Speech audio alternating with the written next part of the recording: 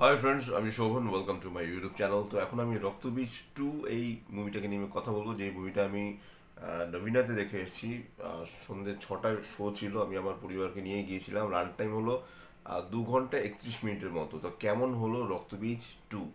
তা শুরুতে সবাইকে জানিয়ে রাখি যে নবমী থেকে দশমীতে পড়ে গেছে অলরেডি। হয়তোবা বিজয়া দশমী আহ, একদম মানে সন্ধিক্ষণে দাঁড়িয়ে আমরা রয়েছি। পুজো কালকের দিনটে হয়ে গেলে পুজো শেষ হয়ে যাবে। তো আমি যদি এবার রক্তবীজ 2-তে সরাসরি আসি, হাউসফুল ছিল। নবীনা বরাবরই হাউসফুল থাকে এবং সিঙ্গেল স্ক্রিনে মোটামুটি মানে যতগুলো সিনেমা হল রয়েছে তার মধ্যে নবীনা কিন্তু অন্যতম। স্ক্রিন যথেষ্ট বড় এবং যথেষ্ট ভালো লাগে যে যখন হাউসফুল একটা শো থাকে।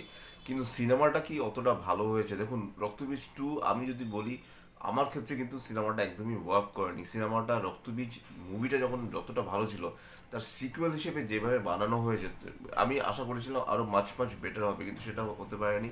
এখানে অঙ্কুশের যে ক্যারেক্টারটা মনির আলম এখানে একটা খুন করে, সেটা শুরুতেই রিভিল হয়ে যায়।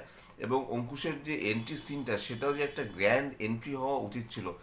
আবিরের যে এন্ট্রি সিনটা, পঙ্কজ সিনহা বা পঙ্কজ সিংহ বললে ভুল হবে, সে এন্ট্রিটা যখন যতটা ভালো মতো দেখানো হয়েছে, এখানে মনির আলমের এন্ট্রিটা এত ভালো কেন হলো না, সেটা আমার একমাত্র প্রশ্ন। তারপর সংযুক্তা আহ, ইয়াং সংযুক ইয়াং সংযুক্তা সেই ব্যাপারটা, মানে সংযুক্তা সেই জিনিসটা রয়েছে। বাঁকা চাঁদ এই ব্যাপারগুলো রয়েছে। তারপর বেগুন পটল ব্যাপারটা তো রয়েছে।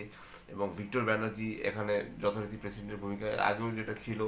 এবং তার দিদি অনুসূয়া দিদি এবং ভিক্টর ব্যানার্জিকে বুলু ডাকে, সেই ব্যাপারগুলো ছিল। এখানে অন্যান্য ক্যারেক্টারগুলো মানে একদম সিকুয়েল অনুযায়ী ব্যাপারটা কিন্তু ঠিক আছে। কিন্তু দেখুন, এখানে যে টেররিস্ট যে ব্যাপারটা, সেটা কিন্তু ঠিকঠাক মতো না হয়নি। মানে ইনভেস্টিগেট করছে, তার মাঝে মাঝে হুটপাট করে গান ঢুকে যাচ্ছে। গানগুলো ঢুকে যাওয়ার ফলে কী হচ্ছে, যে এই যে সিনেমাটার যে তাল, যে ওয়েতে সিনেমাটা যাচ্ছে, সেই সিনেমাটার কিন্তু একদমভাবে পুরোপুরিভাবে কেটে যায়। এবং দেখুন, অঙ্কুশের যে ক্যারেক্টার মনে এলাম, সে যে একজন স্নাইপার, সেটা কিন্তু এই সিনেমার মাধ্যমে বেশ ভালো মতোই বোঝা গেছে এবং খুব ভালো অভিনয় করছে। এবং আয়েশা ক্যারেক্টারটা প্লে করেছে কৌশানী, যথেষ্ট ভালো। যতটুকু সময় এসছে ঠিকঠাক রয়েছে। মিমির থেকে ফার ফার বেটার অভিনয় করেছে কিন্তু এখানে কৌশানী। কিন্তু আমি কোথাও গিয়ে বলবো, এখানে আবিরকে কিন্তু ছাপিয়ে গেছে অঙ্কুশের যে অভিনয়, তার যে অ্যাক্টিং, তার যা সোয়াগ, তার যে স্টাইল, তার যে কথা বলার ধরন, এবং মনির আলম মানে ক্যারেক্টারটা এতটা স্ট্রং, সেই জিনিসটাকে কিন্তু এখানে খুব সুন্দরভাবে ফুটিয়ে তোলার চেষ্টা করা হয়েছে। এখানে স্টোরি লিখেছে যথারীতিভাবে জিনিয়াসেন। নন্দিতা রায় সাধারণত লিখে থাকে, কিন্তু জিনিয়াসেন যখন লেখে, আমি তখন দেখেছি, তখন পুরোপুরিভাবে স্টোরি টেলিংটা পাল্টে যায়, যার জন্য স্ক্রিন প্লেটা একটু অন্য ডিফারেন্ট টাইপের তৈরি হয়। এখানে নন্দিতা রায়, শিবপ্রসাদ মুখার্জি নো ডাউট তারা ডিরেক্ট করেছে, তাদের ডিরেকশন নিয়ে কোনো কথা হবে না। উইন্ডোজ প্রোডাকশন হাউস একটা যথেষ্ট বড় একটা প্রোডাকশন হাউস, তার তরফ থেকে এরকম একটা সিনেমা, একটা মধ্যমানের একটা সিনেমা আমরা দেখছি। সেই সিনেমাটা না মানে আমি কি বলবো, আমার এক্সপেকটেশন অনেক অনেক হাই ছিল।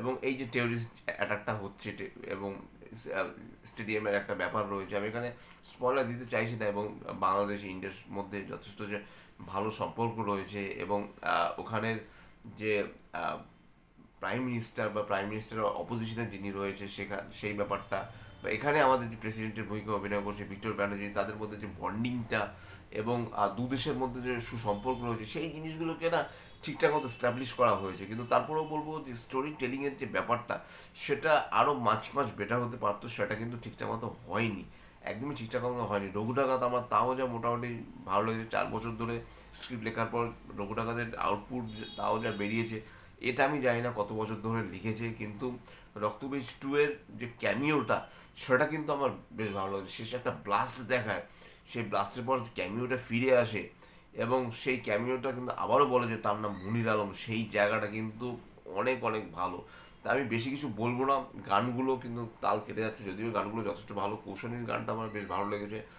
বনি চক্রবর্তী যথেষ্ট ভালো সুর দিয়েছে এবং গানে এবং মুভিটার যে কালার প্যালেট থেকে শুরু করে ডিওপির কাজ যথেষ্ট ভালো। থাইল্যান্ডে যে শ্যুট করা হয়েছে কিছু জায়গা, এবং মাঝে মাঝেই যে এই যে মনির আলম হয়ে ওঠার পেছনের যে গল্পটা, সেই জিনিসটায় সেই বিল্ড আপটাও ঠিকঠাক মতো দেওয়া হয়েছে। কিন্তু এই যে পঙ্কজ সিংহ বা সংযুক্তা বা কাঞ্চন মল্লিক বা আরও যে নকুল আর একটা যে ক্যারেক্টার রয়েছে, তাদের যে জিনিসগুলোকে কিন্তু ঠিকঠাক মতো এক এক সূত্রে বাঁধা হয়নি। সেটা আমি কিন্তু আমার এক্সপেকটেশন অনেক অনেক হাই ছিল। আবিরকে যথেষ্ট ভালো লেগেছে। আবির কিন্তু তার সে যথাযথভাবে চেষ্টা করেছে। আবিরকে সাধারণত আমরা এরকম স্টাইলিশ ওয়েতে দেখেছিলাম লাস্ট হলো বহুরূপীতে। তারপরে কিন্তু উইন্ডোজ কিন্তু তাকে অন্যরকমভাবে অন্য স্টাইল মানে স্টাইলাইজেশনের ব্যাপারটার দিকে কিন্তু অনেকটা খেয়াল রেখেছে, অনেকটা মাসভাবে কিন্তু বহুরূপী সরি এখানে রক্তবীজ টুকে ব্যবহার করা হয়েছে। রক্তবীজ ওয়ান যেটা কিন্তু ছিল সেটা কিন্তু অতটা স্কিল অতটা হাই ছিল না, কিন্তু সেখানে কিন্তু মানে দেশের মধ্যেই কিন্তু শ্যুট করা হয়েছিল। এখানে কিন্তু মানে বাইরে যখন তখন চলে যাচ্ছে, থাইল্যান্ডে চলে যাচ্ছে, সেই ব্যাপারটা রয়েছে এবং অনেকটা স্কেলটা অনেক হাই। এবং বাংলাদেশেও বেশ কিছু জায়গায় দৃশ্যায়ন রয়েছে, সেই জিনিসগুলো ঠিকঠাক। ডিওপির কাজ মোটামুটি ঠিকই রয়েছে, এডিটের কাজ ভালো, কালার প্যালেট ভালো, কস্টিউম ডিজাইনের কথা যদি বলো সেটাও ভালো। বিজিএম আমার যথেষ্ট ভালো লেগেছে। এমনকি ডায়ালগসগুলো সেখানে বেশ কিছু জায়গায় মজার উদ্রেক সৃষ্টি করে, কাঞ্চন মল্লিকের ক্যারেক্টারটা বিশেষ করে। সেই সব জিনিস সবই ঠিকঠাক রয়েছে, কিন্তু সব ভালো যার শেষ ভালো।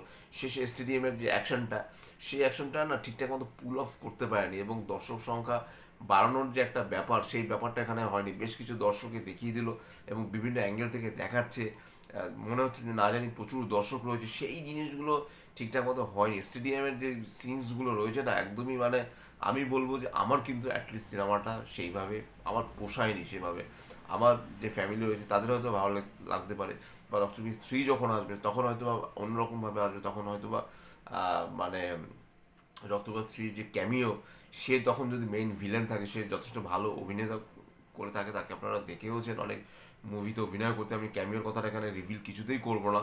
তো যাই হোক, তারপর আমি বলবো যে রক্তবীজ 2 একটা ওয়ান টাইম ওয়াচ, হলে গিয়ে আপনারা দেখুন, প্রত্যেকটা মুভি দেখুন, শুধু রক্তবীজ 2 নয়, রঘুটাকাত, রক্তবীজ 2, দেবী চৌধুরানী, যত কাণ্ড কলকাতাতেই, সব মুভিগুলোই আপনারা দেখুন। বাংলা সিনেমার পাশে এসে দাঁড়ান, বাংলা সিনেমা দেখুন। এইসব এত বড় বড় লেকচার আমি দেবো না, তবে এতটুকু বলবো যে সিনেমার যে স্ক্রিন প্লেটা আর একটু টাইট হওয়া উচিত ছিল, মানে ইনভেস্টিগেশনটা না ঠিকঠাক মতো হয়নি।